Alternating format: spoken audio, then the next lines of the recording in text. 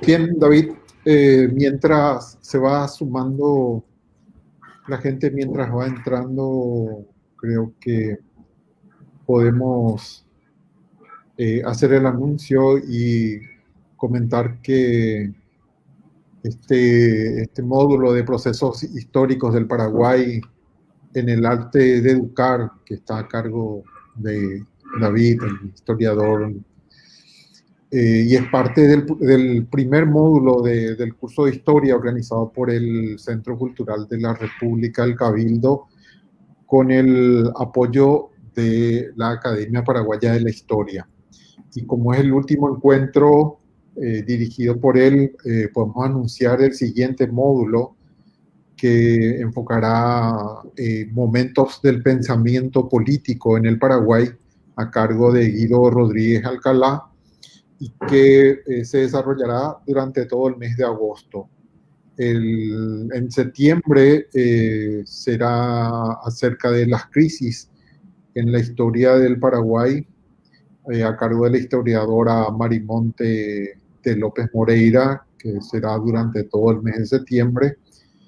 Luego será el módulo a cargo de Luis Verón con el tema Grandes personajes históricos del Paraguay, en fechas relacionadas a todos los miércoles de octubre, y todo el curso de historia terminará en noviembre con el módulo 5 acerca de las guerras civiles del Paraguay en el siglo XX, que estará a cargo del periodista e investigador Javier Yubi. Y también me gustaría anunciarles que como tenemos también un módulo literario que está dirigido por Mónica Laneri, que se llama Laboratorios de Palabras, el día de mañana de 15:30 a 17, ella anuncia una conversación con el escritor rosarino Mario Castells, que también se va a transmitir en esta misma página. Mario Castells es un escritor, traductor y editor argentino, hijo de padres paraguayos, y forma parte del grupo de estudios sociales sobre el Paraguay. Bien, creo que la gente se está sumando. Tal vez podamos darle unos minutos, si te parece, David. Sin problema, Luis. Creo que tenemos unos minutos para iniciar así este encuentro, que es el último en el cual vas a tener así una participación directa. Realmente estamos así como sorprendidos por toda la participación. Indudablemente estos casos de encierro traen también consecuencias que pueden verse, digamos así, como positivas, en este caso de poder a través de estas redes alcanzar a mucha mayor cantidad de personas, ya que las charlas que son presenciales estaban como más limitadas. Sí, Luis, cuando dispongas, entramos. Sí, te dejaría así eh, que inicies, o no sin antes comentarle a la gente que ya en realidad saben de la forma de participación. Por un lado, nos interesa que puedan poner sus comentarios acerca de eso. Es una forma de decir que están presentes en la sesión. Y como siempre, vamos a tener esos 30 minutos, aproximadamente 30 minutos finales, ¿verdad? Es así, David. Sí. ¿Qué van a hacer para las preguntas y comentarios que puedan tener nuestra audiencia, que es realmente muy participativa? Bien, entonces te dejo todo en tus manos ahora, sí. Bueno, muchas gracias, Luis. Muy buenas tardes a quienes nos vienen acompañando desde hace 4, 5 miércoles en total con el primero, que nos costó un poquito comenzar, pero con la muy buena disposición del Centro Cultural Cabildo, fue posible recuperar aquel primer encuentro donde las cosas apenas pudimos hacerlas a medias. Nuevamente, insisto, les saludo y les agradezco que hayan acompañado este ciclo de conferencias sobre historia de la educación paraguaya hasta la sesión de hoy, que es nuestra sesión final. Hoy vamos a hablar de la educación paraguaya desde la Guerra del Chaco, pero centrados sobre todo en el periodo autoritario militarista de la educación, que concluye con la caída de la dictadura de Stroessner en el año 1989. En realidad, en lo educativo concluye con el inicio de la reforma educativa actual, o la que acaba también de finalizar, que es una reforma que se inició con una serie de congresos educativos en 1991 y que llegó a las aulas en 1994, el primer grado, y a partir de allí ustedes recordarán que cada año fue aumentando un grado, excepto cuando llegó al quinto grado, en que aumentó en 2 grados, es decir, el quinto y el sexto grados fueron reformados, si se quiere utilizar esta expresión, fueron actualizados el mismo año, no hubo en ese sentido la gradualidad de los años previos. Pero vamos a revisar ahora algunos de los rasgos fundamentales de la educación paraguaya, insisto, a partir de la Guerra del Chaco, no sin antes contestar a 2 preguntas que tienen que ver con la clase anterior que habían quedado pendientes. La primera es en qué otros países se implementa un sistema similar a la escuela activa. El escolanovismo o los sistemas derivados de la escuela activa o escuela nueva se implementaron en varios países de la región, como por ejemplo Chile, en algunas provincias de la Argentina, en el Brasil, en Colombia, en fin, en la región en general hubo experiencias de escolanovismo y aspectos particulares de la escuela activa o métodos particulares de la escuela activa, como por ejemplo el Plan Dalton, se utilizan hasta hoy en unos 80 países en todo el mundo. Ahora, la importancia que tiene para nosotros este sistema es que, dado que Paraguay fue uno de los países pioneros en la aplicación de los principios de la escuela nueva, y que además la aplicación de la escuela nueva estuvo ligada a una visión progresista de la educación, como fue la de Cardoso, sirvió de modelo a través de publicaciones internacionales de época, así como del Diccionario de Pedagogía de Lorenzo Luzuriaga. Para ser muy estrictos en la respuesta a esa pregunta, hay que recordar que escuela activa o escuela nueva es el nombre genérico de todas aquellas corrientes de aprendizaje que tienen como factor común la insistencia o el punto de partida, el principio de que el niño aprende desde la curiosidad, desde el interés y desde la búsqueda activa de soluciones a aquellos problemas que él mismo se plantea. Entonces, bajo ese nombre, bajo ese paraguas, entran una cantidad de corrientes. Ingresa de Crowley, ingresa Montessori, ingresa Rousseau, Pestalozzi, ingresa, bueno, todo lo que hizo Cardoso aquí en el Paraguay, también Frenet, el francés que ideó el sistema de cooperativas escolares. En fin, hay una cantidad de nombres vinculados a esta idea de escuela nueva y escuela activa. No todos los sistemas escolanovistas fueron progresivos. Los métodos de la escuela activa también fueron utilizados, por ejemplo, en España,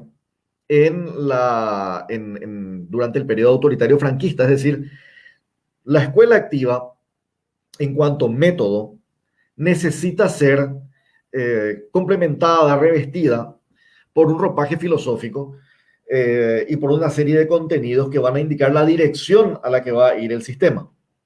Entonces, un niño o una niña pueden ser activos en su aprendizaje, pero pueden servir para regímenes conservadores de la educación, regímenes que tienen ideas, insisto, conservadoras, o bien pueden servir para regímenes que hablan de la educación progresiva.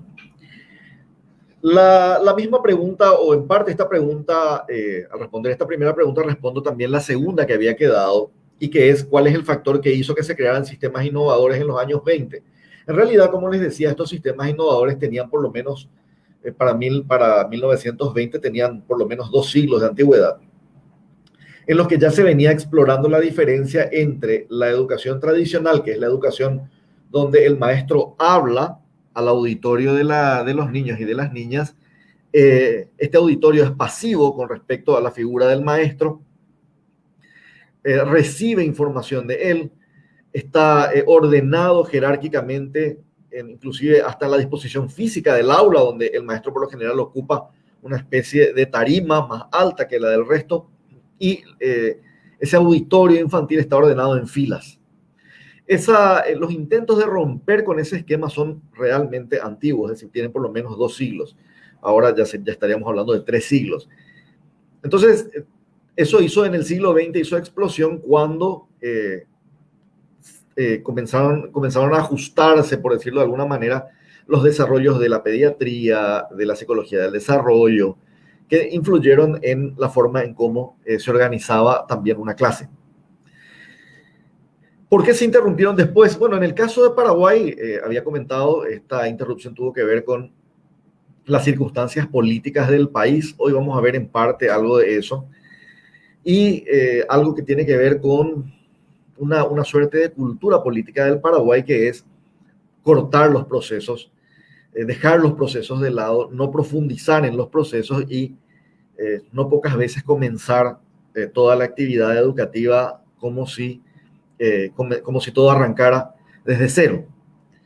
Entonces, a la segunda pregunta respondo esto, que las circunstancias por las cuales los sistemas son adoptados y dejados de lado varían en general de país en país, pero tienen mucho que ver con las circunstancias, la coyuntura política y la forma en cómo los regímenes conciben el papel de la educación. Vamos a ingresar entonces ahora a nuestro tema, al tema que nos interesa. Solamente voy a recordar las razones por las cuales, pongo en pantalla simplemente las razones por las cuales estamos haciendo este ciclo de charlas. Queremos que el aporte a la transformación educativa que se está pensando ahora para reemplazar a la reforma del 94 sea un aporte en el cual la contribución histórica sea una contribución importante y la contribución histórica sea una contribución rigurosa. Recuerden ustedes que lo que queríamos con este módulo era sobre todo identificar los aspectos críticos del pasado de la educación paraguaya, poniendo énfasis en aspectos de política educativa, en aspectos pedagógicos y en las condiciones materiales, es decir, sociales, económicas, culturales y políticas de la educación en cada momento de la historia, y a la vez, en la medida en que fue necesario, hacer advertencias acerca de los límites de este trabajo, que son límites metodológicos, a veces son límites teóricos, y otras veces es el no poder disponer de toda la información que necesitamos para comprender en su integralidad un determinado momento, una determinada coyuntura de la historia de la educación. Vamos a ver entonces en esta sesión como una especie de listado de temas que no está en orden aquí, pero son los temas que vamos a ir tocando en el transcurso de la exposición de hoy. Vamos a hablar del periodo autoritario y militarista del país en general y cómo el militarismo se trasladó a la educación. Vamos a hablar de las continuidades de la era autoritaria con respecto a los sistemas anteriores, o a la educación anterior, y también de las rupturas. Vamos a ver qué cambios hubo también en esta era autoritaria.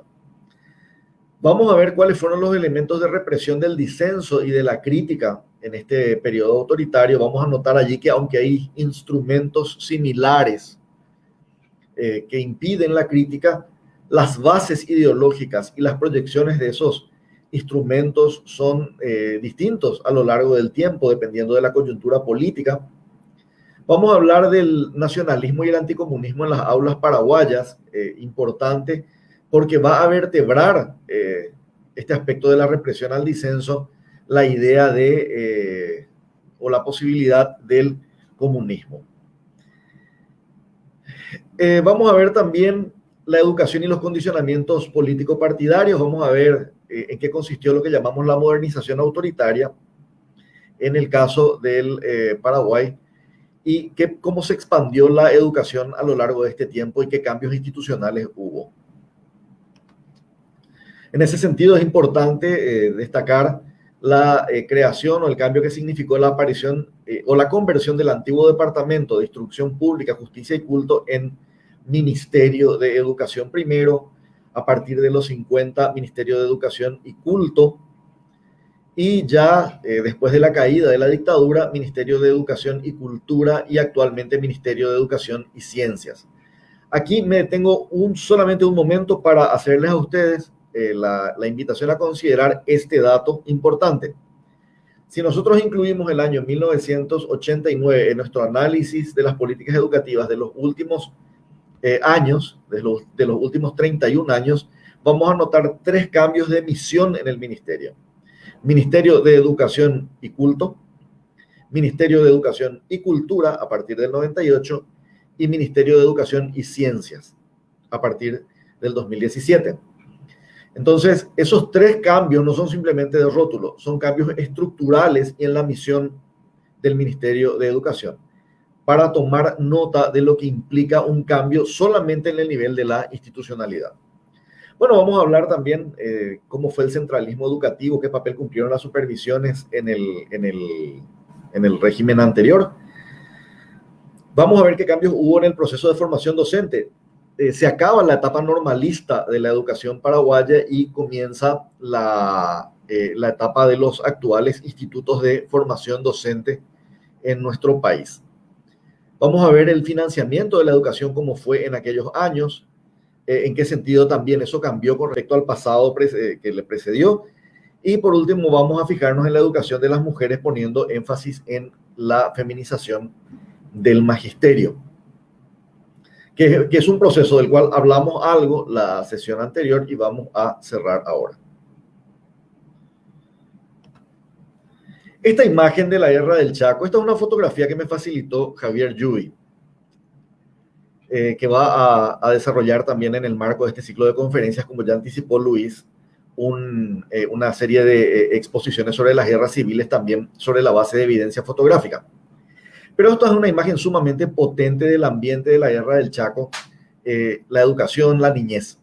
Esta es una escena que transcurre en el patio de la Escuela Militar, hoy el patio de la Cámara de Diputados, digamos.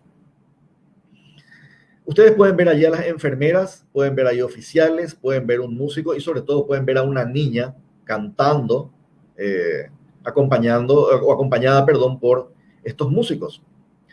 Era una convocatoria masiva preparatoria para la partida de soldados al Chaco. Fíjense en la potencia que tiene esta imagen, fíjense en el rostro de la niña, fíjense en los músicos, en las enfermeras, atrás los oficiales, está el público en general. No muestro la totalidad de la foto porque no nos va a hacer perder este nivel de detalle, pero en el resto de la fotografía hay algunos otros niños también participando de este mismo acto. La Guerra del Chaco repercutió directamente sobre la educación, repercutió en la caída de la matrícula, repercutió en la utilización de los locales escolares con los siguientes fines: ser hospitales de sangre, ser huertas para la provisión de alimentos, el cultivo y la provisión de alimentos, ser lugares de acantonamiento y de tropas antes de su partida al Chaco, y ser también talleres donde se fabricaban vestimentas como ponchos, abrigos, que después eran enviados al Chaco. La otra repercusión que tiene la guerra sobre la educación es el reclutamiento de maestros para ir a combatir al frente. Esto está reflejado no solamente en las estadísticas, sino, por ejemplo, en la literatura de época, donde hay cuentos que hablan de la partida de niños, por ejemplo, de 14 o 15 años a combatir al Chaco, la partida de los maestros a combatir en el Chaco, en fin, fotografías de cómo los niños jugaban a ser soldados o dramatizaban la partida de los jóvenes de su comunidad a la Guerra del Chaco. Entonces la guerra del Chaco tuvo un impacto, insisto, directo sobre la educación escolar, pero también tuvo impacto directo sobre la educación de las mujeres. Desde el momento en que los varones, funcionarios públicos sobre todo, fueron a combatir, quedaron puestos disponibles en oficinas públicas. Y para eso hubo una reforma muy importante dentro de la estructura de la escuela normal, que fue la creación de un curso de secretariado, en el que en la creación de este curso intervinieron 3 personas: el ministro de Instrucción Pública, Justo Prieto, el director de la escuela normal, el profesor Manuel Riquelme, y la esposa del ministro Prieto, Beatriz Mernes. Diseñaron un programa de secretariado anexo a la escuela normal, como para que las mujeres pudieran ingresar a estos puestos disponibles. Y es muy interesante, Estela Mari Sosa recogió en un trabajo que está publicado los números de la inserción de mujeres en estos puestos. Obviamente, como la agricultura era una actividad fuertemente feminizada también todavía en el país en aquel momento, descansó sobre hombros de mujeres también la elaboración de los alimentos y la fabricación de vestidos. Pero este cambio con el surgimiento del secretariado, que se sumó a otra profesión femenina ya con gran concurrencia, como era la contabilidad o lo que se llamaba en aquel momento el perito mercantil, le dieron un nuevo perfil, comenzaron a darle un nuevo perfil laboral a las mujeres. De hecho, informes muy posteriores, de los años 40 ya, dicen que el gran cambio que operó en la sociedad paraguaya fue el cambio en la condición de la mujer debido a la forma en cómo ella intervino en distintos aspectos de la guerra del Chaco, ya sea desde la retaguardia, ya sea alguna mujer que por ahí la vimos combatiendo, como el caso de Manuela Villalba, o de las enfermeras que fueron hasta el Chaco paraguayo. Esto sirvió para cambiar el ritmo en el que las mujeres hacían las cosas, sobre todo las mujeres urbanas, mientras que las mujeres rurales permanecieron con sus actividades tradicionales, pero se dieron inclusive récord de productividad durante la guerra del Chaco en algunos cultivos. Manuel Riquelme tiene una frase interesante que resume este momento histórico y por qué estos cambios en la educación para la mujer. Y esta frase dice: en ningún momento de la vida democrática del país, la mujer paraguaya necesitó tanto armarse de voluntad y recursos propios para hacer frente a las exigencias de la vida como en la actualidad. No hay familia que no esté afectada por la guerra en sus intereses morales y económicos, señalaba Riquelme. Casi todos los elementos varones han tomado el camino del Chaco para servir a la patria, y no sabemos cuántos hogares quedarán destruidos o desamparados y cuántos librados a la protección exclusiva de la mujer. Por eso Riquelme, Prieto y Beatriz Mernes le dieron vida a este curso de secretariado anexo a la escuela normal, que se sumó, insisto, a lo que ya había de educación femenina en aquellos años, como las escuelas de oficios de mujeres específicamente.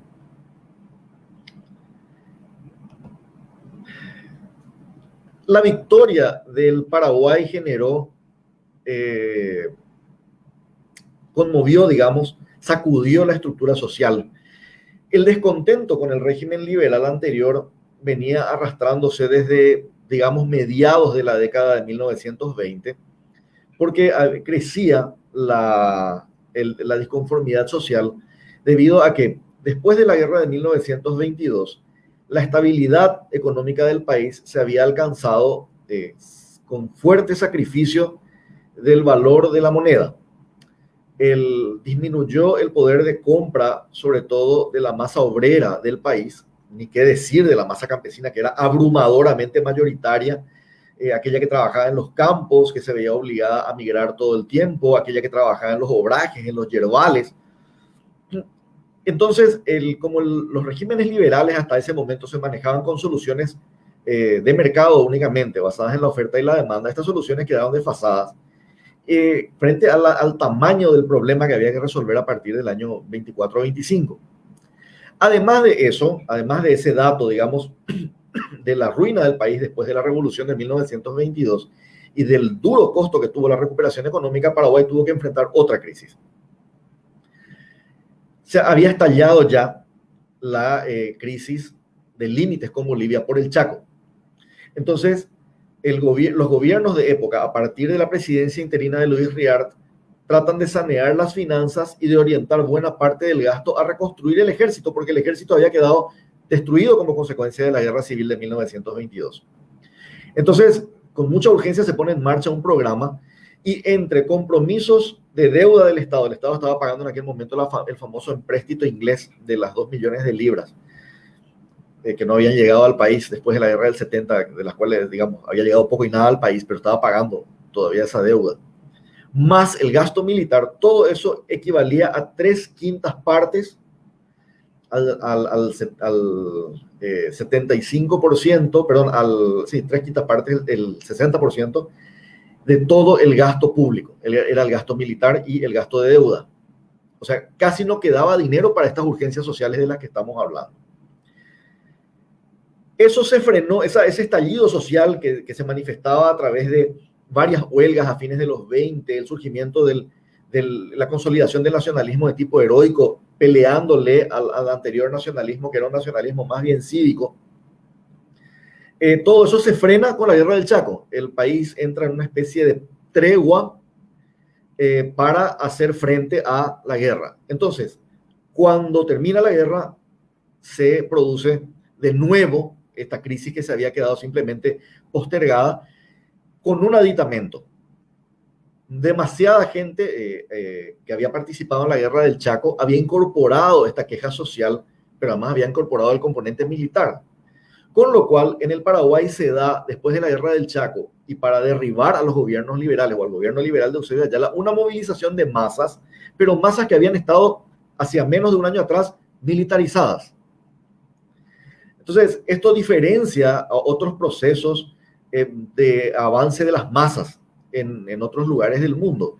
En el caso de Paraguay, estas masas, 80.000 soldados en total habían sido movilizados, 30.000 habían muerto en el Chaco, 50.000 volvieron a reincorporarse a la vida cívica, buscaban trabajo, muchos de ellos padecían de la discapacidad sobrevenida como resultado de la guerra, y las soluciones ya no funcionaban más. Entonces, el 17 de febrero del 36 se produce el golpe que derroca a Eusebio Ayala y asume la presidencia de la República con carácter interino el coronel Rafael Franco. Ya los militares en ese momento se vuelven dueños de la situación y aparece esta frase con la cual encabezo la diapositiva que dice: todo lo popular y el sujeto histórico es el ejército. Es decir, ya no es un pueblo, simplemente es un pueblo en armas, el sujeto histórico, el que va a movilizar la historia. En el Paraguay los golpes de Estado no eran nuevos, la participación militar no era nueva. Lo que nunca había ocurrido es este arrastre de unas masas que habían pasado por un proceso de combate, guerra, militarización. Y eso le da al golpe de febrero del 36 matices distintos a otros procesos, insisto, parecidos en la región. La foto que elegí es una foto de un momento del desfile de la Victoria en 1935. Se ve al mariscal Estigarribia pasando enfrente al edificio de la legación alemana. Este es el edificio actual de la Universidad Politécnica aquí en Asunción, sobre la avenida Mariscal López. Ustedes pueden ver la bandera con la cruz, con la esvástica, que era la bandera del Reich alemán. Y también puse esta foto deliberadamente porque es un indicador de la influencia que comenzaban a tener también en el medio paraguayo, en el medio político paraguayo, estas ideas provenientes de los regímenes totalitarios europeos, particularmente el fascismo de Italia y el nazismo alemán. Entonces, todos esos ingredientes, nacionalismo, militarismo, victoria guerrera, demandas de las masas, demandas sociales postergadas a largo tiempo, va a darle a este régimen, que en realidad no duró mucho más que otros, es de febrero del 36 a agosto del 37, pero durante ese lapso ocurre un gran cambio que va a cristalizar en la política paraguaya. Por ejemplo, la cuestión social se va a poner en el centro de la escena. El gobierno de Franco crea el Ministerio de Agricultura, con el cual reemplaza al Ministerio de Economía que existía en la época que se creó en 1933, y que se crea en junio del 36 el Ministerio de Salud Pública. Entonces, la demanda social se coloca en el centro de la escena. Se decreta, porque Franco gobierna por decretos. Una de las cosas que hace Franco es suspender la Constitución de 1870 y gobernar por decreto. Decreta la reforma agraria Se calcula que unas 85.000 hectáreas pasaron a manos campesinas entre febrero del 36, o junio, perdón, del 36 y febrero del 37. En algún momento esto retrocede. Franco no quiere ser identificado con el fascismo, pero tampoco quiere ser identificado con el comunismo. Entonces, algunas reformas se frenan, no logra él crear una base propia, partidaria propia, sólida, y entonces en el 37 Franco se ve desplazado por un contragolpe también militar, pero no cruento, y asume la presidencia de la República Félix Paiva, que ya había sido en 1921 también presidente interino durante esta crisis que después desembocó en la Revolución de 1922. Entonces, lo que quiero destacar con esta imagen son estos elementos autoritarios y militaristas que van a tener profunda incidencia en la vida paraguaya a partir de aquel momento.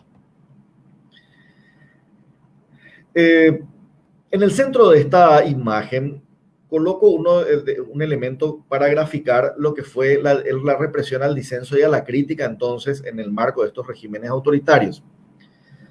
Esta imagen que ustedes pueden ver en el centro de la escena es de una cartilla que apareció en 1977 que se llama Estudiando Felices sin Comunismo. Es una cartilla de unas 8 páginas, tiene la estructura casi de un catecismo, pregunta-respuesta, pregunta-respuesta, y fue elaborada por el Ministerio de Educación y Culto para contrarrestar, o en el marco de una represión muy intensa que comenzó en el año 1976 con la intervención del Colegio Cristo Rey, pasando luego por la intervención más silenciosa, por cierto, del Colegio San José y del Colegio Internacional. Esta cartilla y también por la represión de las ligas agrarias. Entonces, para neutralizar lo que el gobierno consideraba una amenaza comunista, elabora esta cartilla que se llama Estudiando Felices sin Comunismo. No es la primera cartilla anticomunista. En 1937, es decir, exactamente 40 años antes, con la restauración liberal encabezada por Félix Paiva, habían aparecido 2 cartillas también para disminuir el impacto o neutralizar el posible impacto del comunismo en esos años. Una cartilla nacionalista en el 1937-38 que se llamó La Ruta, que fue elaborada por Justo Pastor Benítez, y una cartilla anticomunista elaborada por el maestro normal Emiliano Gómez Ríos. ¿Cuál es la diferencia entre esta cartilla del 37 y del 77? Bueno, antes que todo, en primer lugar, tienen en común que son elementos de represión, de disenso y de crítica dentro de las escuelas. Van a neutralizar cualquier intento de lo que se considere comunismo, porque esto también hay que decir, comunista no era solamente la presencia de comunistas explícitos, sino todo aquello que se sospechaba que podía significar una crítica social y una apertura de tipo comunista era objeto de represión. ¿Qué diferencia entonces hay ahora entre estas 2 cartillas? La cartilla del 37 tiene como bases ideológicas el nacionalismo, la doctrina de la Iglesia, en particular la encíclica Quadragésimo Anno, y este elemento cristiano, digamos, más el nacionalismo. La cartilla del 77 tiene otra vez algunas referencias religiosas, tiene el componente nacionalista y tiene incorporada la idea de la doctrina de la seguridad nacional, que es un planteamiento de que los temas sociales, la crítica social se convierte en un problema de seguridad y por lo tanto atañe a las fuerzas de la represión también el tema social. De ahí viene esta tradición que tenemos de discutir problemas sociales como si fueran problemas de seguridad. ¿Por qué? Porque los organismos de seguridad, bajo la influencia, en este caso del gobierno de los Estados Unidos de aquellos años, desde los años 50 o 40, digamos, toman como posible ventana o puertas de acceso del comunismo las críticas sociales. Entonces, todo lo que sea crítica social, aunque no fuera de origen comunista, se convierte en un problema de seguridad y, por lo tanto, de intervención de las Fuerzas Armadas. Entonces, esta es la diferencia entre aquella cartilla del 37 y esta que estamos viendo en pantalla, que es la cartilla del año 1977. Atrás de la cartilla ustedes pueden ver fichas del archivo del terror de docentes fichados por la policía, capturados por la policía. Entonces, este rasgo está directamente vinculado con el autoritarismo y el militarismo. El otro rasgo que está vinculado con la represión del disenso y de la crítica es el nacionalismo, pero un nacionalismo de tipo oficial. Cuando el coronel Franco proclama al mariscal López héroe máximo, no solamente finaliza lo que se llamó el proceso de restauración histórica, que comenzó ya a fines del siglo XIX, sino que además se crea una serie de dispositivos legales, entre ellos los dispositivos anticomunistas, de represión y de silenciamiento de la crítica a esa historia nueva oficial que se estaba escribiendo a partir de 1936. Entonces comienza también la persecución de tipo policial contra las impugnaciones a esta nueva historia, porque de eso se trataba. Y ahí ustedes pueden ver, al lado de la palabra nacionalismo, un acta que es de una conferencia pedagógica. Como la escuela normal no estaba tan extendida, uno de los mecanismos que se establecieron para fomentar el nacionalismo, la enseñanza patriótica, neutralizar el comunismo, fueron las llamadas conferencias pedagógicas. Esta es una copia de una conferencia pedagógica que se dio en la Escuela Brasil, donde hay conferencias pedagógicas de todos los temas, pero esta en particular habla del himno nacional. Entonces, este es el mecanismo también de, digamos, complemento de la represión y de la neutralización del disenso y de la crítica. En la época, me voy a quedar acá todavía un poco más, estoy utilizando las imágenes a veces con fines puramente ilustrativos, así que traten de concentrarse sobre todo en 1942. Morínigo emite el decreto 11.089, que es el decreto que reguló hasta el año 2002 la enseñanza secundaria en el país. Ese decreto tenía mucho que ver en 1942 con el hecho de que los estudiantes secundarios y universitarios eran la principal avanzada de resistencia a los gobiernos autoritarios de época. El estudiante Félix Agüero murió asesinado y eso le costó al teniente coronel Ramos en aquel momento el cargo de jefe de policía en la época de Paiva. Los estudiantes secundarios eran frecuentemente apresados. Los estudiantes secundarios protestaron cuando se creó el Colegio Nacional de Niñas por la separación de varones y mujeres y acusaron de actitud conservadora, pero no podían expresarse libremente. Es decir, esa protesta no solamente caía en saco roto, sino que además sus cabecillas eran castigados. Entonces, para cerrar, digamos, el orden sobre estos hechos, Morínigo en 1942 dicta este decreto que, insisto, rigió por hasta el año 2002, 60 años.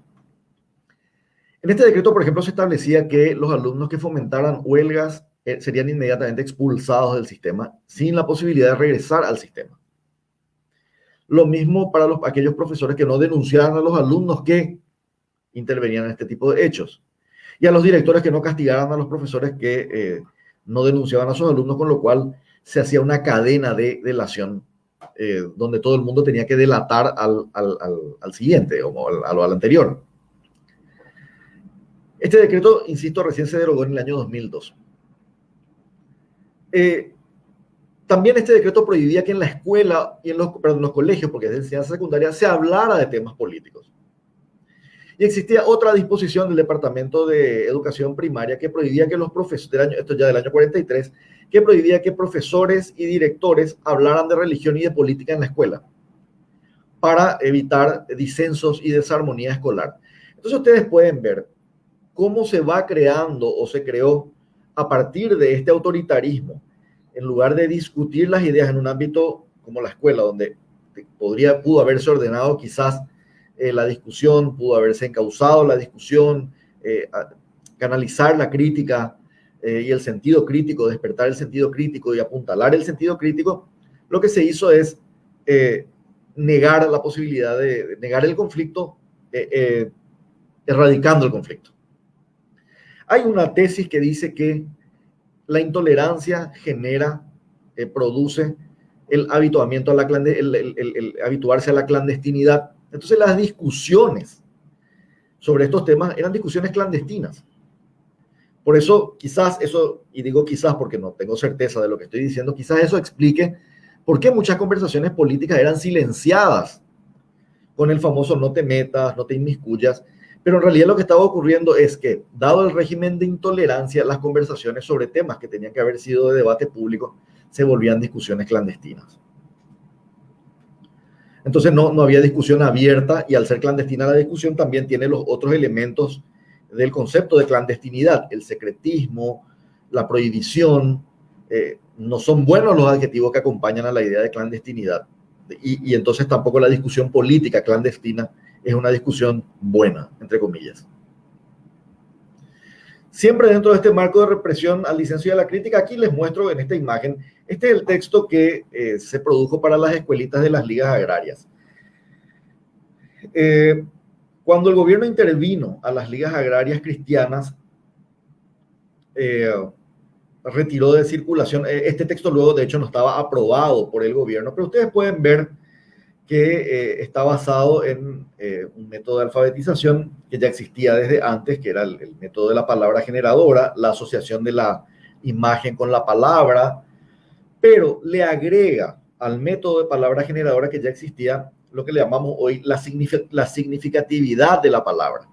Es decir, la palabra que se pone para enseñar lectoescritura tiene que ver con la realidad del que aprende a leer, que es el error que podemos encontrar en general en la producción bibliográfica de textos escolares anteriores, donde para todas las escuelas del país es el mismo texto.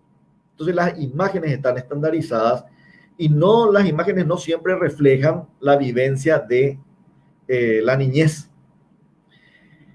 Entonces la escuela parece un lugar, la vida cotidiana parece otro lugar, y no se produce este elemento de significatividad que es clave para fijar los conceptos. Aquí ustedes pueden ver que este texto elaborado por el fallecido padre Meliá, con el apoyo, por ejemplo, de docentes como la historiadora Margarita Durán, ustedes pueden ver cómo pasa de la palabra a ideas y palabras y frases que son de uso cotidiano en el medio rural. Esto fue, insisto, retirado de circulación una vez que el régimen intervino las ligas agrarias y destruyó la experiencia de las escuelitas campesinas. Obviamente también tiene otro dato importante.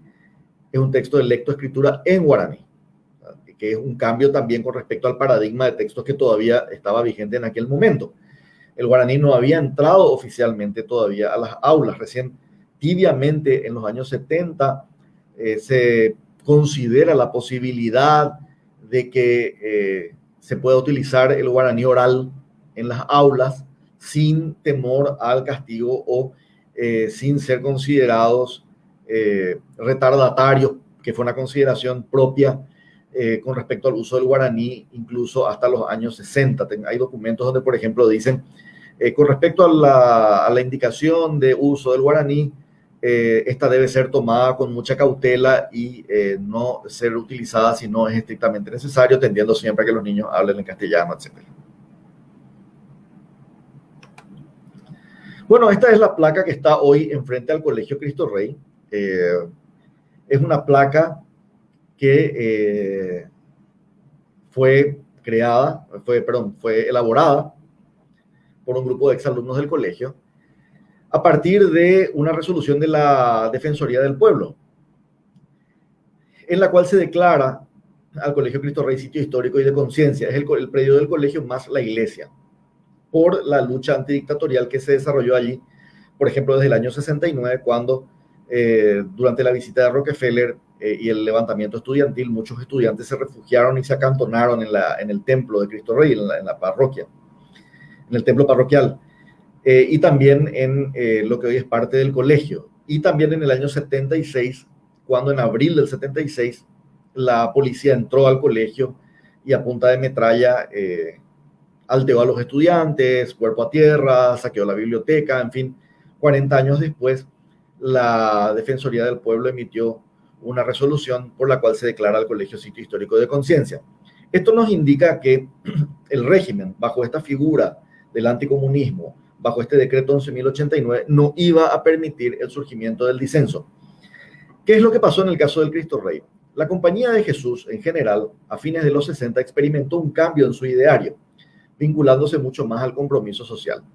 En el caso de la Compañía de Jesús, eso se tradujo en el año 74 a la formulación de un nuevo ideario del Colegio Cristo Rey, donde había una frase que es la que llamó la atención del gobierno y a partir de ahí monitoreó al colegio, que dice, nosotros estimulamos en los alumnos la obediencia a la ley, pero también entendemos que es importante el desarrollo en ellos del sentido de la sana crítica a las autoridades.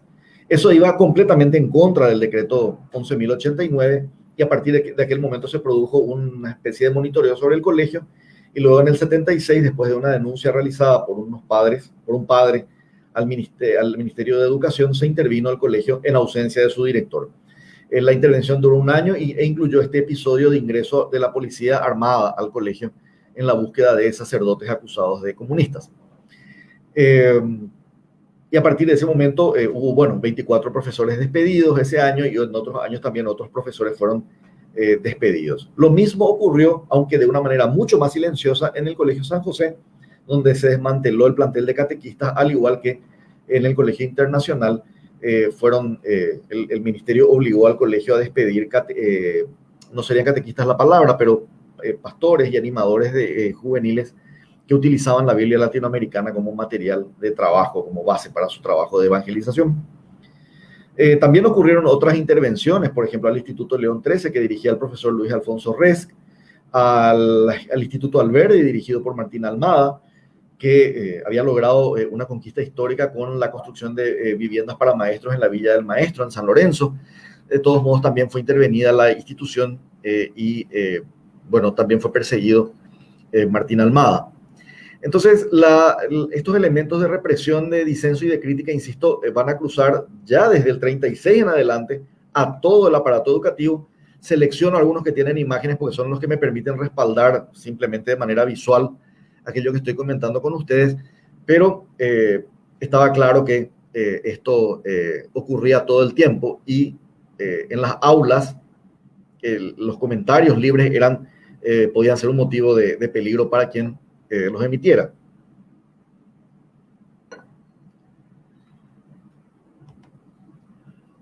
Lo que pasa con la educación en este periodo también podemos definir como una suerte de modernización, pero de tipo autoritario. ¿Por qué decimos modernización? Porque con el dinero proveniente del apoyo económico de los Estados Unidos, sobre todo, se construyen aulas ya estandarizadas. Surge el famoso mito de un aula por semana, inaugurar un aula por semana, aunque el grueso de los recursos provenían del gobierno de los Estados Unidos. Y esto es muy interesante. Un tercio de la inversión educativa de aquellos años provenía del gobierno de los Estados Unidos.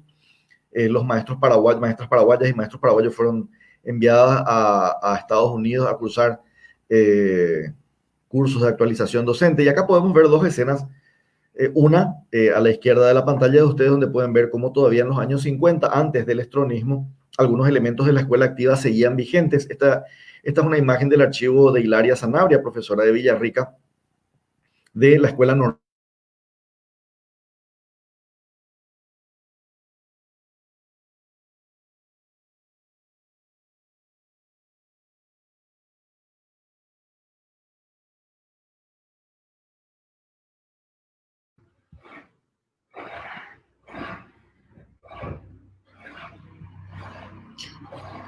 Bien. Creo que tenemos un problema ahí con la transmisión del profesor David. Y me disculpan, vamos a tratar de recuperarla en un momento.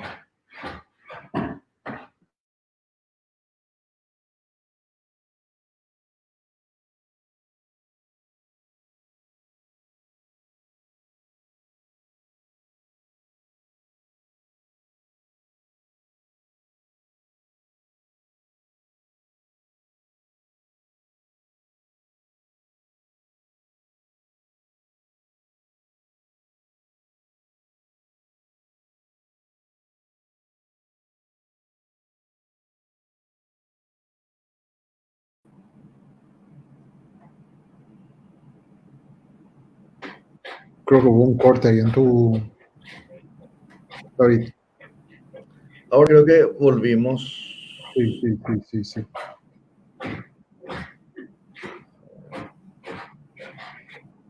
Un segundito, estoy Yo no tratando. tengo la visualización. Un segundo, ¿Ustedes me están viendo? dame un segundo que estoy corroborando una página, David. Pero creo que está de vuelta. Creo que ya nos vamos a ver enseguida otra vez. Por las dudas no corte, porque... Ahí estamos. Sí, está. Ahí estamos. Genial. Pues, Bueno, si me siguen, entonces les decía que la característica de los desfiles estudiantiles van a ser cada vez más militarizados. Ahí ustedes pueden ver el desfile, un desfile de niñez del año 1941. La modernización, insisto, le llamamos autoritaria porque no se trata de una modernización de carácter democrático, sino la introducción de elementos de modernidad, pero controlados desde la perspectiva autoritaria. Esto sobre todo, obviamente, se acentúa en la época de Stroessner, pero no comienza allí. Podríamos fijar el inicio de esta modernización autoritaria en la decisión del coronel Franco de vincular, de crear, extender, universalizar lo que antes era llamado el quinto grado optativo, que lo cursaban solamente aquellos que iban a ir a la secundaria. Cuando Franco resuelve generalizar el quinto grado en todas las escuelas, abre las puertas a la masificación de la secundaria, una masificación que en realidad tardó muchísimo tiempo en llegar. Primero, en el 29, la reforma universitaria sacó al secundario del ámbito de la universidad. En el 31, el programa de estudios de la reforma de programas de estudio del secundario llevó además a la secundaria al Ministerio de Educación. Entonces, para operar ese paso nuevo y hacer que la educación secundaria fuera masiva, se generalizó este quinto grado optativo o propedéutico de secundaria, porque la educación tenía 4 grados. El primero era un doble grado, primero inferior y primero superior. Segundo, tercero, cuarto, quinto optativo y después la secundaria. Franco generalizó el quinto grado, que solamente existía en aquellas escuelas donde había colegios, pero Franco generalizó el quinto grado con la idea además de crear más colegios. Como les decía, el gobierno de Franco no duró lo suficiente como para poner en marcha estas mejoras, pero a partir de ahí comienza este proceso de modernización de carácter autoritario. Ya en la época de Morínigo pasamos al sistema que conocemos todos, sobre todo cuando se crea el ministerio en el año 1943, de 6 grados de primaria, 3 de ciclo básico y 3 de bachillerato en la secundaria. Este sistema de 6-3-3 estuvo vigente hasta la actual reforma educativa, hasta la reforma llamada Innovaciones Educacionales, donde se aumentó el número de grados y cambió el concepto. También quiero que tomen nota de que los cambios de palabras dentro de la educación no son cambios accidentales. Educación primaria, como su nombre dice, es la educación más elemental que hay. Educación básica es superior a la primaria porque implica elementos de inserción efectiva en la realidad circundante del estudiante. Por eso antes existía el ciclo básico, que era distinto de la educación primaria. Hoy hablamos de educación escolar básica porque ya no se puede prescindir de ningún elemento, al menos si se intenta ingresar a la modernidad o a estos elementos de modernización. No estoy defendiendo con eso el sistema, simplemente estoy explicando el sentido que tienen el uso de estas expresiones. Obviamente, en el entorno actual hay otros elementos que tienen que ser considerados a la hora de evaluar la efectividad del sistema, pero estos cambios conceptuales no son accidentales, sino que responden a una manera de concebir las relaciones entre educación y el resto de la vida de las personas. El otro elemento de modernización autoritaria en el cual hay que reparar, hay que mantener la mirada, es sobre todo a partir de los años 50, cuando en el mundo, va a tardar un poquito en llegar a Paraguay, pero en el mundo se percibe la relación que hay entre el mejoramiento de la educación y el mejoramiento de los ingresos laborales o las oportunidades de trabajo. A partir de esa constatación, primero estadística, se desarrolla lo que se llama la teoría del capital humano. En el caso del Paraguay, fíjense qué interesante, el censo industrial de 1958, que fue el primer censo industrial que se hizo en el país, no preguntó a las industrias sobre los niveles de alfabetización de sus operarios, porque todavía la industria era empírica, los aprendizajes eran por imitación, la alfabetización no era necesariamente un requisito para aprender a operar una máquina, se aprendía por imitación y repetición. Estábamos haciendo hasta hace poco, intentamos, la pandemia nos frenó, pero estábamos intentando recuperar por ejemplo, los registros de la estación de Ande aquí en Sajonia, donde funcionaba la usina de generación eléctrica de la ciudad, y los operarios, en su mayoría, en su amplísima mayoría, salvo los ingenieros que vinieron del extranjero, eran analfabetos. Entonces queríamos mostrar cómo operar una máquina no necesariamente implicaba la alfabetización. Esto es importante recordar también para poner en cuestión y complejizar lo que llamamos el mito de la alfabetización, ¿sí? Sigamos entonces, nos vamos acercando también al final de la exposición.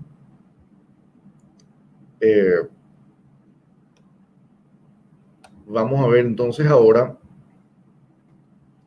que en este momento también, y debido al carácter dictatorial del régimen y al desarrollo de todo un culto a la personalidad del líder,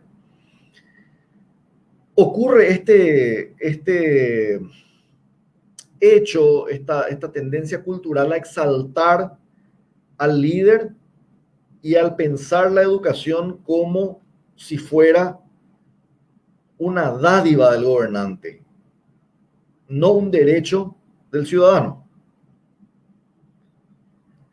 Esta es una placa de una escuela de limpio. Esta es una placa que está en la colección del museógrafo, reconocido también artista plástico paraguayo Osvaldo Salerno. Y dice: la Municipalidad y Pueblo de Limpio testimonian su gratitud a la primera madre paraguaya, excelentísima señora doña Eligia Mora de Stroessner, y a la señora del comandante de ingeniería, doña Beatriz Sosa de Schreiber, por el cariño con que impulsaron esta obra que hará feliz a la niñez de nuestra comunidad. Esto tiene que ver, insisto, con esta idea de que la educación es un acto de generosidad del gobernante y no un derecho del niño o de la niña o de la ciudadanía. Otra vez, la imagen es el pretexto para que trabajemos cómo operaba. Lamentablemente no tengo a mano, pero tengo, por ejemplo, las cartas de las seccionales recomendando o pidiendo el nombramiento de maestros. O sea, la seccional se convierte en el canal de vínculo y de control político de este grupo, de la trilogía, como se le llamó, Partido Colorado, Fuerzas Armadas, Gobierno, con la población. Y esto, insisto, aparecen estos nombres. Segundo reconstructor, por ejemplo, intentó ser Morínigo, intentó ser Federico Chávez. Stroessner también fue llamado el segundo reconstructor. Se crea, insisto, este culto a la personalidad. Subsiste el sistema clientelar. También hay archivos escolares donde, por ejemplo, están las tarjetas de recomendación para que ingresen niños o niñas a las escuelas públicas, sobre todo. Entonces, esta también es una alteración significativa del régimen autoritario de la educación como derecho. Y esto, ustedes se imaginarán, distorsionó enormemente el sentido que tenía la educación. Porque en algunos casos obligaba a contar con una recomendación, por ejemplo, para cursar el nivel secundario.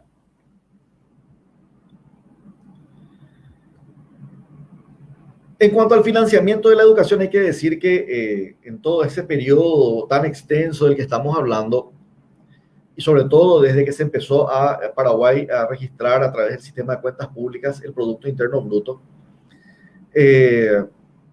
la financiación de la educación nunca pasó del 2% del Producto Interno Bruto y provenía en gran medida del gobierno de los Estados Unidos. Aquí tienen ustedes, solamente otra vez a título informativo, como una suerte de ejemplo, dos cartillas, una llamada al Buen Ciudadano, que es una cartilla para escolares, que se produjo con dinero de la cooperación estadounidense, y la otra es una cartilla barra revista llamada Entre Maestros, que circulaba entre el magisterio, y ustedes pueden ver ahí el sello del CIDE, el Servicio Cooperativo Interamericano de Educación, que era la instancia que articulaba las relaciones entre Estados Unidos y Paraguay en materia educativa. El CIDE después fue reemplazado por la actual USAID, es decir, la Agencia Internacional para el Desarrollo del Gobierno de los Estados Unidos. Pero también ustedes pueden ver que ese sello indica que el gobierno de los Estados Unidos financió esta publicación. El gobierno de los Estados Unidos financió la construcción de los centros regionales de educación también. Y acá me quedo un momento, no voy a hablar exclusivamente de esto, pero me quiero quedar aquí porque al hablar de los centros regionales de educación tengo que referirme al final de la escuela normal, al cambio de paradigma de la formación docente. En el año 1972 se cerraron las últimas escuelas normales que había en el país y se pasó al actual sistema, se pasó a un sistema regido inicialmente por el ICE. El ICE dependía del Ministerio de Educación. Se había creado para formar inicialmente a los cuadros superiores de la educación, de ahí su nombre, tenía que formar directores, orientadores, en fin, todas aquellas actividades y aquellos perfiles profesionales nuevos en el campo de la educación, y después terminó convirtiéndose por impulso de los hechos en el organismo de formación directamente de maestros. Primero tenía que haber sido formación de formadores solamente y después ya formó directamente maestros, el ICE también. El ICE, el actual local que ustedes conocen, hoy se llama INAES, Instituto Nacional de Educación Superior, pero el ICE fue construido con dinero de la cooperación de los Estados Unidos, al igual que los centros regionales de educación y las llamadas escuelas satélite. Lo notable es que a pesar de todas esas placas que nosotros estábamos viendo recién, en realidad el financiamiento del mantenimiento de esas obras era de los padres. Y la memoria de esa actividad económico-financiera de los padres en la base está perdida. Está perdida. En casi todas las escuelas, salvo muy pocas ciudades que recuerdan a los benefactores de sus escuelas, la mayor parte de las escuelas de aquella época ya no tienen memoria de quiénes fueron sus benefactores. Cuando en el año 78, el gobierno de los Estados Unidos tenía que decidir si continuaba o no la financiación de la educación paraguaya, uno de los argumentos de quienes se oponían era que descubrieron precisamente que el gobierno paraguayo no había hecho el mantenimiento de ninguno de los centros y que todo lo habían hecho los padres, y que incluso no había aumentado la participación presupuestaria pública del gobierno en educación. Entonces, digo esto hablando del financiamiento de la educación para destacar este hecho: financiamiento internacional, financiamiento del Tesoro, pero un fuerte y perdido de la memoria financiamiento también de papá y mamá en la base de las comunidades educativas, a veces menos veces de la municipalidad. Este financiamiento no era solamente el mantenimiento de la infraestructura educativa, también era financiamiento, por ejemplo, de salarios de maestros que eran realmente muy pobres en esa época. Para el año 1955, por ejemplo, una maestra ganaba 1.000 guaraníes, una maestra de primera, y el costo de la canasta básica, o sea, la canasta solo de alimentos, era de 6.000 guaraníes. Esto nos lleva entonces a hablar de nuestro último tema, que es esta presencia femenina dentro del magisterio que dijimos nosotros se originó ya en el periodo anterior al que vimos en la clase anterior. Fuerte presencia femenina, un crecimiento paulatino de la matrícula de mujeres en la primaria, hasta que en los años 70 comienza a superar a la matrícula de varones. Y después, ya de la caída de la dictadura, cuando se crea la Secretaría de la Mujer y se pone en marcha el programa conjunto entre Secretaría de la Mujer y Ministerio de Educación, llamado Programa de Igualdad de Oportunidades para Hombres y Mujeres en Educación, vamos a notar un aumento de la matrícula de las mujeres en la secundaria y en la universidad. Y hoy en el sistema educativo en general hay más mujeres que varones y hay más repitentes varones que mujeres. Pero menciono estos datos porque hasta 1989 los salarios docentes eran muy malos y el gobierno de los Estados Unidos, insisto en esto porque tenemos muchos informes del gobierno de los Estados Unidos que estaba financiando la educación, decían eso, que las buenas maestras dejaban la educación porque los salarios eran muy malos. Además, había otras limitaciones también para el ejercicio de la docencia. El reglamento de primaria, por ejemplo, era sumamente estricto con maestros y maestras. Consideraba, por ejemplo, faltas en servicio el hecho de lo que ellos decían vida concubinaria o el embarazo de la maestra siendo soltera, y al ser consideradas faltas en servicio, esto significaba que tenían que ser retiradas de la actividad magisterial. Había también, digamos, un fuerte sesgo moral en la formación y en la selección también del plantel del magisterio paraguayo en aquellos años, pero insisto, esto no frenó esta fuerte presencia femenina en la educación paraguaya. Y con esa referencia última a la presencia de las mujeres concluimos nuestra presentación de hoy y también la exposición y el ciclo de conferencias. A partir de este momento queda abierto el espacio para las preguntas que tengan. Bien, muchas gracias, David. Y sí, realmente hay algunas preguntas que están ya ahí puestas en los comentarios. También me gustaría acotar de que hay saludos que indican sobre todo la participación fuera de Asunción, ¿verdad? Como los del departamento de Itapúa, que incluyen Encarnación, Puernau y otras ciudades que indudablemente si empezamos a nombrarles a todas va a ser un poco largo todo eso.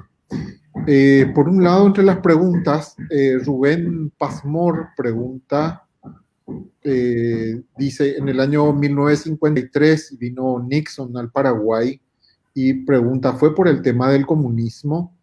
Y podría darte una pregunta más de Ricardo Flecha Galeano. ¿Desde qué fecha entró el guaraní como materia en los colegios? Solamente una pequeña observación a Rubén. Nixon viene en la época de Stroessner, Rubén, no viene en el 53. En el 53 era el presidente Federico Chávez. Pero de todos modos viene en el marco de, efectivamente, la consideración de que el Paraguay era un gran aliado anticomunista de los Estados Unidos en la región. En esa condición viene Richard Nixon al país. Les recomiendo, para quienes tengan interés en ahondar en este tema, voy a poner aquí ahora, al pie de los comentarios, visitar un sitio, The Office of the Historian, que es un sitio donde el Departamento de Estado coloca los documentos desclasificados del gobierno de los Estados Unidos y que hablan de las relaciones internacionales del gobierno de los Estados Unidos.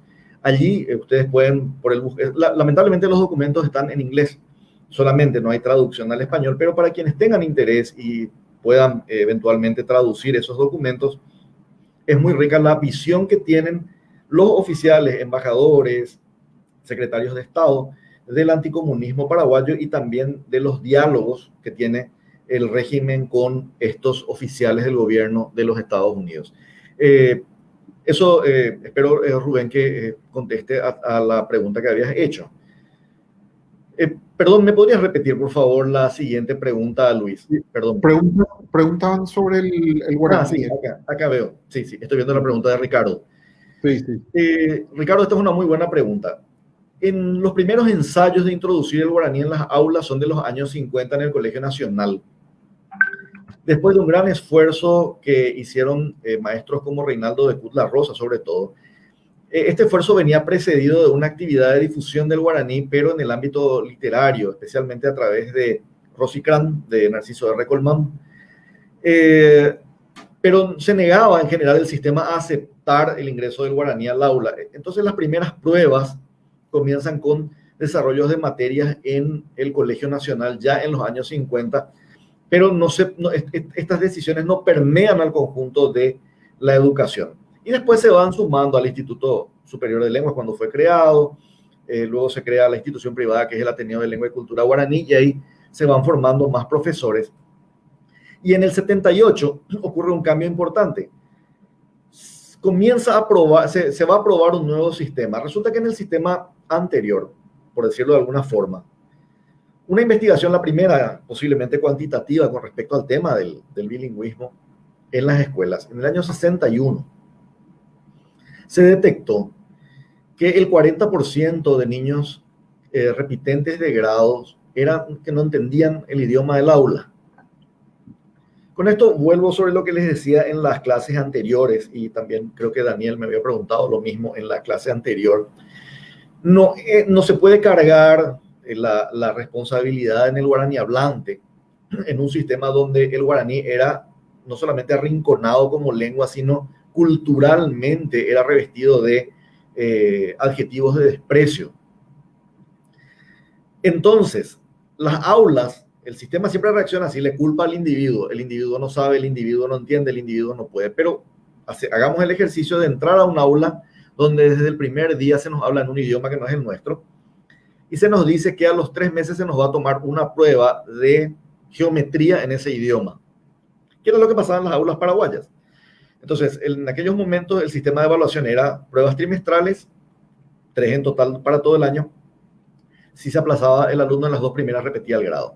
Imagínense la cantidad de niños repitentes y que se vieron forzados a abandonar el sistema por esta combinación entre no asumir el carácter bilingüe y además tomarle un examen en una lengua que para la mayoría era extranjera en ese momento. Eso se intentó cambiar en el 78 por un sistema también financiado por el gobierno de los Estados Unidos, también de sustitución del guaraní, pero sin calificar al niño en los primeros años en todas las materias, sino que hacer que el retiro de la lengua fuera natural, no digo natural la palabra, pero no tuviera que ser traumático en términos de evaluación. Igual el sistema no funcionó. Y recién en el 91, incluso antes de la Constitución, se decretó la enseñanza obligatoria, o se legisló, porque no fue una ley, la enseñanza obligatoria en guaraní, antes de la Constitución del 92. Entonces, eso, y a partir de ahí sí, Ricardo, ya con la reforma del 94 entra plenamente a las aulas, porque además la Constitución del 92 declara al guaraní con el castellano lengua oficial y las otras lenguas indígenas son patrimonio cultural de la República. A ver un poco más. Tengo otras preguntas por aquí. Acá, Claudeline habla, sí, efectivamente. Lo que le pasó a Claudeline es lo que le pasó a muchas maestras que tuvieron que afiliarse al Partido Colorado para poder trabajar o bien buscar la protección de algún colorado para poder trabajar. Hay una circular del año 1947, después del final de la Revolución, firmada por Pancholo Caballero Álvarez, Francisco Caballero Álvarez, delegado político del gobierno de Morinho ante las cordilleras, para exigir la renuncia de todos los docentes no colorados de las escuelas y su reemplazo por maestros colorados. Eso fue en el 47. Igual en el 48, de acuerdo con los diarios de época, seguía la persecución a los docentes que no eran colorados y después su presencia era tolerada siempre y cuando no hicieran manifestación pública de sus tendencias políticas y sobre todo tuvieran la protección del gobierno.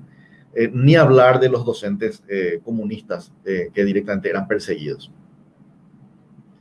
Sí, Marielita, en las seccionales encontramos cursillos, encontramos actividades complementarias, educativas, cursos de oficios, por ejemplo, hasta que se creó el SNPP, e incluso habiéndose creado el SNPP todavía había cursos desarrollados en las seccionales. Muchas veces el ciclo de vida entero educativo de una persona pasaba por la seccional. Iba a la escuela recomendado por el presidente de la seccional, al colegio otra vez recomendado, a la universidad ingresaba recomendado, en fin.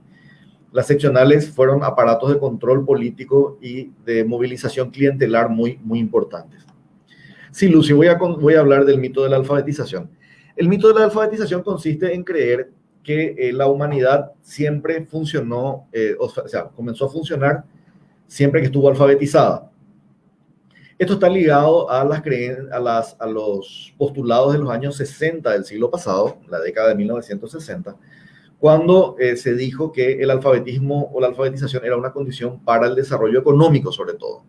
La pregunta es, ¿cómo entonces se manejó la humanidad antes? La verdad es que la mayor parte del tiempo las culturas orales pudieron manejarse, pudieron hacer sus vidas sin problemas. De hecho, la escritura como primera función no tiene solamente la función de retener información, sino de expandir información. Pero el mito de la alfabetización consiste en creer que siempre fue así, que las culturas no alfabetizadas eran culturas atrasadas, sobre todo porque a partir del 60 se estableció esto. Una afirmación que fue discutida largamente y sigue siendo discutida, Lucy. Hay 38 definiciones de lo que es alfabetización, así que La pregunta es, ¿qué tipo de alfabetización funciona para qué tipo de desarrollo? El mito consiste en creer que cualquier tipo de alfabetización funciona automáticamente para el desarrollo. Ese sería el mito de la alfabetización, y la contracara de ese mito o el complemento de ese mito sería la idea de que las culturas ágrafas y orales no se pueden desarrollar.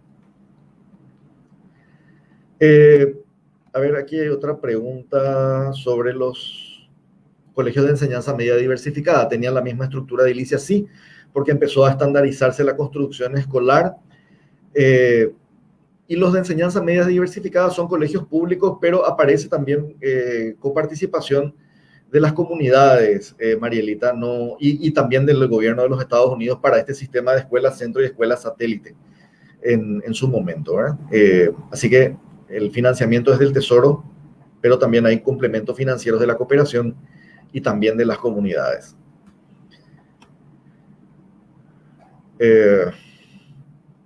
Sí, Milagros, como decía, el guaraní se incorporó a la educación formal en los años 90 masivamente. Esa sería el adjetivo que nos falta agregar. Gracias, Hugo, por el comentario. Gracias, Hugo. Hugo Santa Cruz dice, yo pertenezco a una comunidad de J. Augusto Saldívar donde los padres levantaron abrazo partido de la escuela. Fuimos apoyados por el Comité de Iglesias. ¿Qué papel jugaron algunas organizaciones como estas?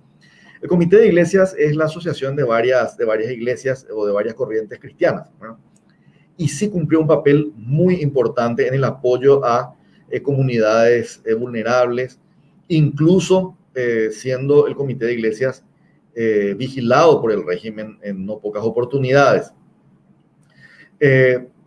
Otras organizaciones similares, bueno, podemos pensar en la cooperadora que se estableció en el Instituto Alberdi de San Lorenzo, que como les decía, había sido creada por Martín Almada, una cooperativa que permitió desarrollar esto que se llamó la Villa del Maestro, con la construcción de casas para docentes a fines de los años 60.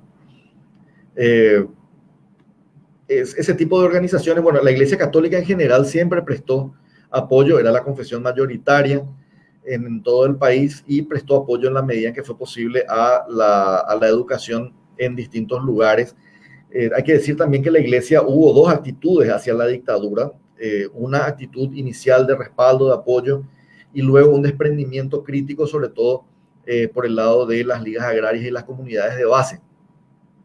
Y ese planteamiento crítico generó tensión con el gobierno, la excomunión inclusive de integrantes del gobierno en un momento determinado. La intervención del Cristo Rey generó una de las cartas pastorales más duras de la iglesia de aquellos años, y por eso la intervención posterior del San José sobre todo fue muy silenciosa, porque el gobierno ya no quería tener más problemas con la iglesia. Recuerdan ustedes que Monseñor Ismael Rolón, arzobispo de Asunción, se retiró del Consejo de Estado, que era un órgano donde las corporaciones asesoraban al presidente de la República, gremios empresariales, sindicatos, iglesias.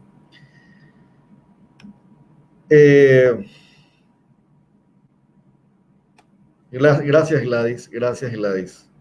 Pero no es cierto que el aprender el guaraní retrasa a los niños. No hay evidencia en ese sentido, por el contrario, la evidencia indica que niños bilingües en general son más imaginativos, más creativos, más seguros de sí. Lo que pasa es que se requiere, según también, por lo menos hasta donde yo no soy especialista en lingüística, pero me tengo que informar para poder desarrollar algunos de los argumentos, pareciera ser que es indispensable el dominio de la lengua inicial para el dominio de la siguiente lengua, o si no, ninguna de las dos en realidad termina hablándose bien. Entonces, por eso, ahora, en una cultura bilingüe como la nuestra, donde se alternan las dos lenguas tienen que ser correctamente utilizadas. En algunos libros de los años 50, donde no se enseñaba el guaraní, pero se hablaba el guaraní, por ejemplo, en los libros de Concepción Leyes de Chávez, ella advierte que no hay que mezclar los idiomas, dice ella, pero ella dice los dos hay que hablarlos igualmente bien, porque las mezclas distorsionan a los dos. Hoy esa visión no sería aceptable, porque las mezclas enriquecen los idiomas y todos los idiomas del mundo tienen mezclas, adoptan palabras de distintas realidades. En el caso del guaraní fue arrinconado y empobrecido, no es una lengua pobre per se, es una lengua empobrecida, que no es lo mismo. Y lo que decís, Gladys, es cierto. Yo conozco gente que dejó la escuela, gente que sufrió castigos físicos usar el famoso bonete por hablar guaraní en el aula en los años 50, 60, incluso 70 todavía. Así que lo que hizo eso en realidad es que la niñez que hablaba guaraní se sintiera avergonzada de quién era, y avergonzada de la lengua que hablaba, y avergonzada de la lengua de sus padres, y finalmente le costara muchísimo aprender cualquiera de las dos lenguas. Podemos hablar mucho sobre eso, Gladys. Buena pregunta, Mariela. Esta es una línea que estoy tratando de conocer mejor ahora. Hay escuelas hacia los años 50 que comienzan a ocuparse del tema de la discapacidad. En la reforma de Cardoso, por ejemplo, Cardoso habla utilizando términos de época. Quiero decir, estoy repitiendo conceptos como anormal o retrasado, que son del el vocabulario docente y de la forma en cómo comprendían la discapacidad en aquellos años iniciales del siglo XX. Y pareciera ser que a partir de los años 50 y 60 comienzan a surgir algunas instituciones que se ocupan de la situación y de la educación de las personas con discapacidad. Pero muy pocas escuelas en realidad, y después ya surgen instituciones especiales para la atención de las personas con discapacidad, que son instituciones específicas dentro del gobierno, primero INPRO, hoy CENADIS, ¿right? Pero recién a partir, digamos, de este proceso de modernización, con el tiempo se va incluyendo la situación de las personas con algún tipo de discapacidad, solamente que el enfoque no es el enfoque de derechos, sino el enfoque todavía asistencialista de la educación. René, sí, una buena pregunta. René pregunta sobre las estadísticas. Hasta ahora tenemos un problema histórico de deserción en el 7º y 8º grado que se corresponde todavía con la alta deserción de aquellos años. No es la misma, hay que decir, es menor, pero con la deserción de aquellos años en dos puntos importantes. En el 6º grado, al final del 6º grado y al final del 2º curso, es decir, los pocos que pasaban del 6º al básico, otra vez en el 2º tendían a dejar la educación. Si yo no estoy recordando mal la cifra, René, la gente que decían que comenzaban la primaria, alrededor de 14 terminaban la secundaria, o sea, los 12 años. Hoy de 100 que comienzan, 41 terminan. Todavía no llegamos a que 1 de cada 2 termine. Sigue siendo un déficit el acceso a la secundaria, René. Los porcentajes de universidad eran de entre el 1 y el 2% de los que habían concluido a su vez la secundaria. O sea, de aquellos que concluyeron la secundaria, que ya eran pocos, menos todavía ingresaban a la universidad. Y lamentablemente sí, en la universidad es más difícil conseguir datos sobre rotatividad, rotación de alumnos en los primeros años y deserción en los primeros años. Eso es, René, lo que tengo de información hoy. En algún otro momento, yo estoy trabajando sobre todo en escuela primaria en este tiempo, pero seguramente en algún momento voy a tener que ingresar en el tema secundario y universitario para entender también la dinámica de esos ciclos. Florencia, una muy buena pregunta acerca de la separación de sexos en las escuelas. En general se consideraba que por una cuestión de cuidado de las niñas, sobre todo, no tenía que haber mezcla, pero esta era una situación que no era solamente para la escuela. Por ejemplo, era mal vista, por eso, la inclusión de mujeres en las industrias y en las fábricas. O sea, se suponía, en el supuesto conservador de época, que estas situaciones se prestaban a la promiscuidad. Hago una alerta allí. Si leen documentos de época se van a dar cuenta de cómo la responsabilidad por lo que pudiera ocurrir recae siempre en la mujer. Hay como una especie de asunción natural de que el varón tiene determinado comportamiento. Hay un documento muy interesante de un congreso del año 71 en una disertación donde al hablar de la situación de las madres solteras, jefas de hogar, los argumentos en contra de ellas ocupan 1 o 2 páginas y apenas habla un párrafo de la responsabilidad o de la irresponsabilidad masculina. Eso es un tip de discurso sobre el cual hay que trabajar para entender mejor. Por esa razón, el argumento contrario, Florencia, era que también otra vez cómo caen las cosas por el lado de la mujer siempre. Que la presencia femenina iba a endulzar y suavizar el carácter de los varones, por ejemplo, ¿verdad? No tenía que ver con el desarrollo de la mujer. Casi todas las imágenes de mujer en educación están como subordinadas a las funciones fundamentalmente masculinas, ¿verdad? Pero da para investigar, eso. No, Karen, lo que yo dije es que hay un folleto del año 1977 que se llama Estudiando sin comunismo. No es que yo dije, sino que había una cartilla anticomunista que hablaba de que se podía estudiar sin comunismo y era una forma de reprimir al disenso dentro de los regímenes autoritarios. Aprovecho eso para responder, Karen, para precisar.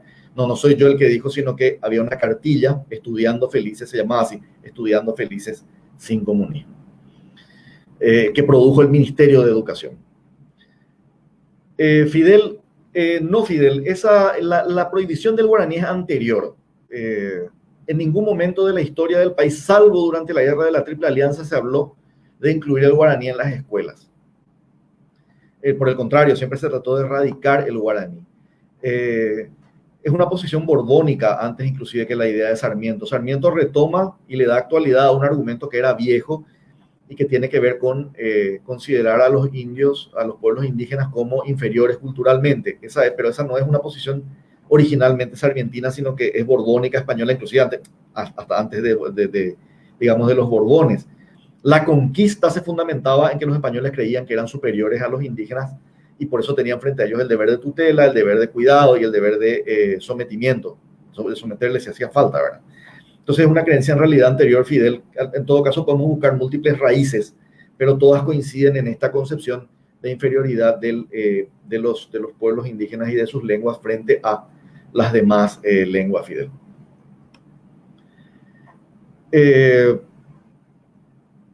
A ver un poquito, Francisco.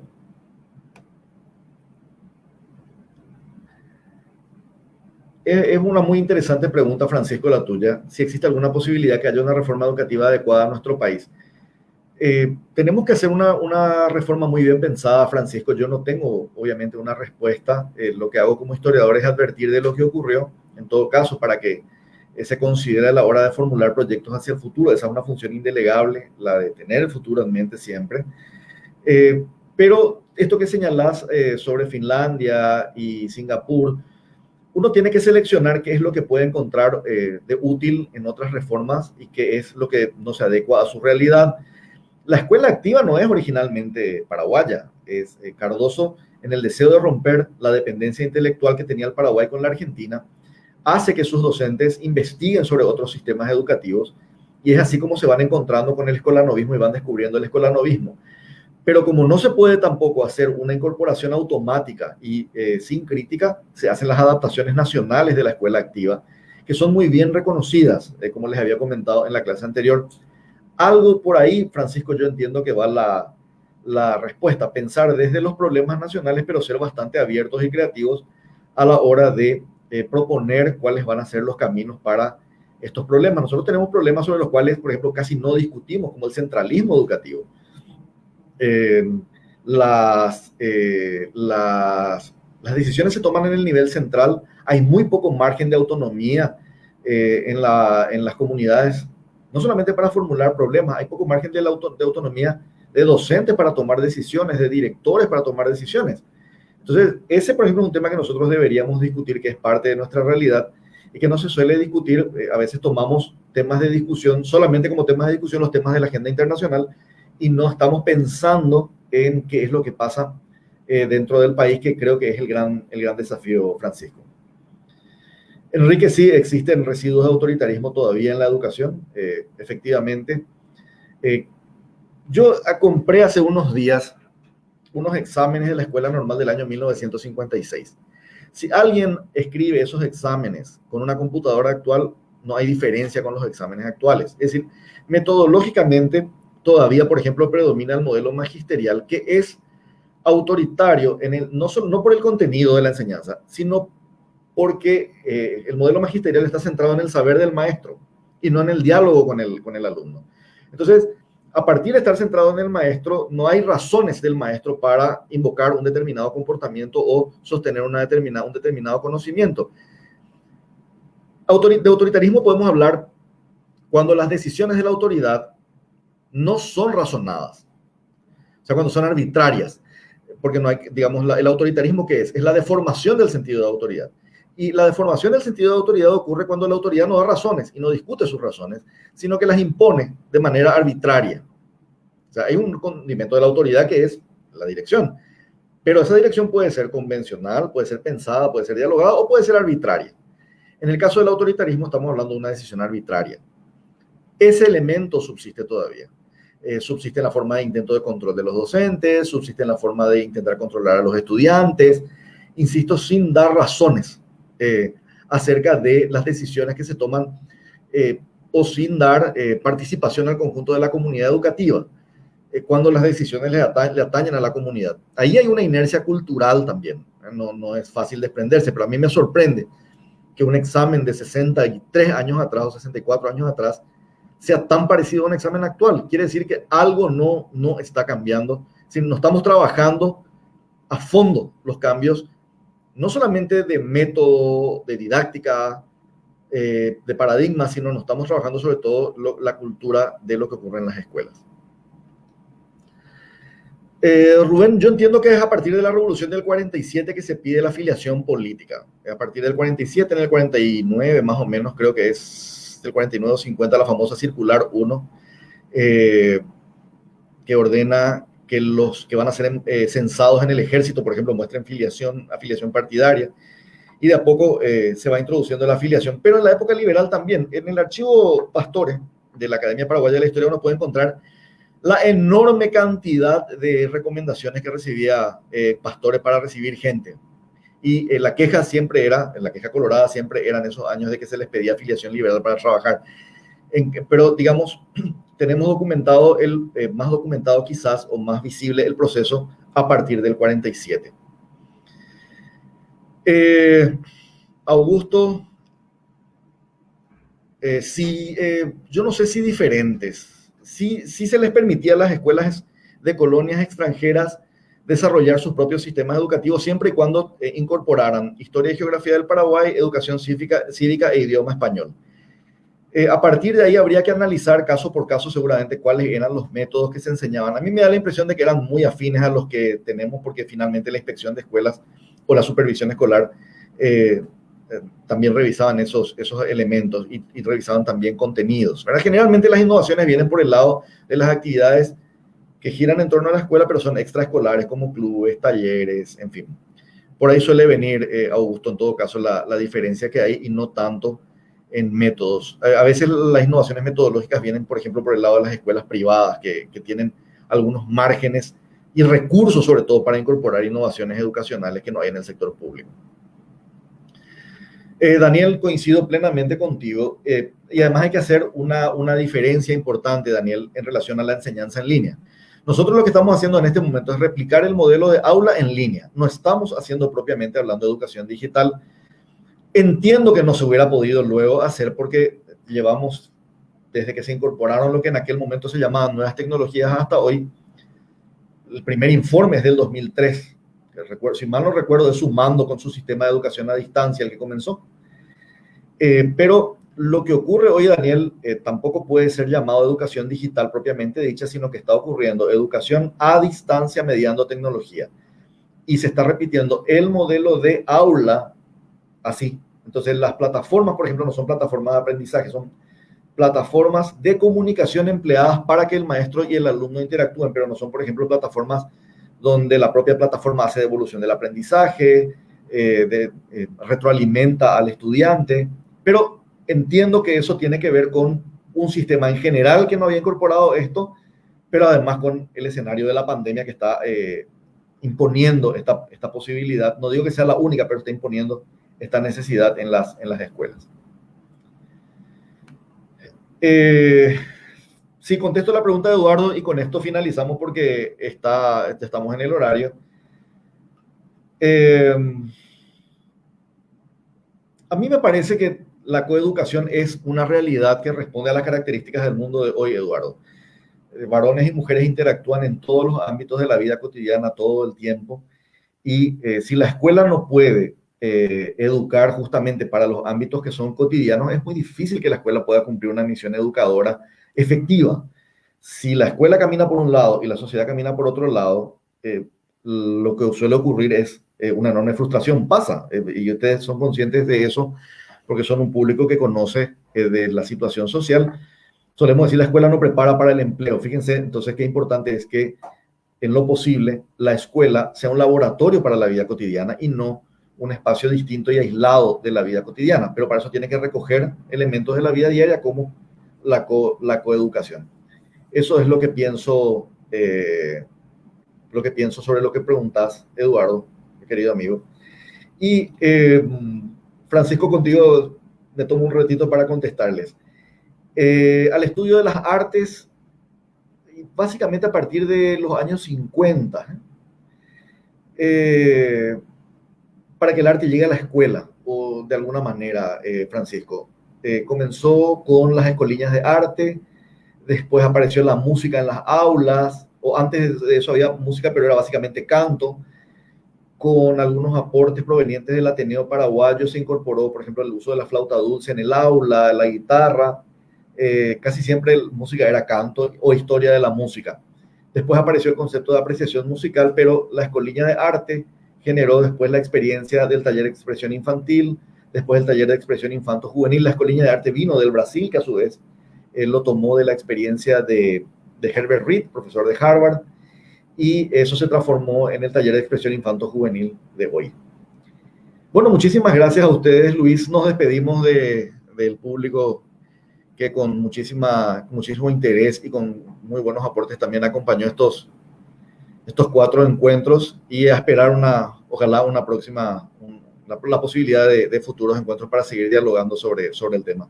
Gracias, Luis. Gracias a la Academia Paraguaya de la Historia por el respaldo en la persona de su presidenta, la doctora Mari Monte, que también y quiero reconocer que le dio importancia política posicionando al tema educativo dentro de este ya conocido y exitoso ciclo del Cabildo, Luis. Ya bien, muchas gracias, David, y a todas las personas que estuvieron participando. Muchas gracias. Bueno, y hasta el próximo encuentro. Muchas gracias y hasta una próxima oportunidad.